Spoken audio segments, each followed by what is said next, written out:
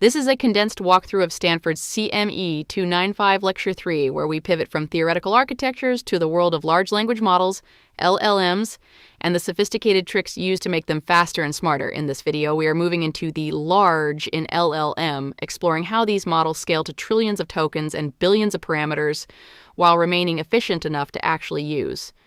The first chapter of today's story is about specialization through the mixture of experts, MOE. Think of an LLM like a room filled with experts, a mathematician, a historian, and a chemist.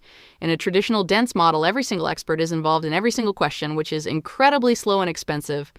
In a sparse MOE model, a router or gate identifies which expert is best suited for each specific token. If you ask a math question, only the mathematician part of the network activates. This allows models like the switch transformer to scale to over 1 trillion parameters while keeping the actual computation per token manageable.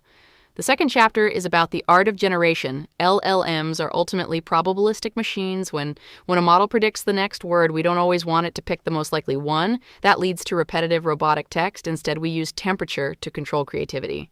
A low temperature makes the model conservative and deterministic, great for facts, while a high temperature makes it creative and diverse, great for storytelling. We also explored guided decoding, which forces the model to follow specific rules, like ensuring an output is always in a valid JSON format. The final chapter focuses on the speed of thought through inference optimization. We looked at KV caching, which prevents the model from recalculating everything it has already read or written in a conversation. We also explored speculative decoding, a clever trick where a small, fast draft model quickly guesses a string of words and a large target model checks them all at once. If the big model agrees with the fast model, the generation speed skyrockets because the big model is only doing a single check instead of multiple slow predictions.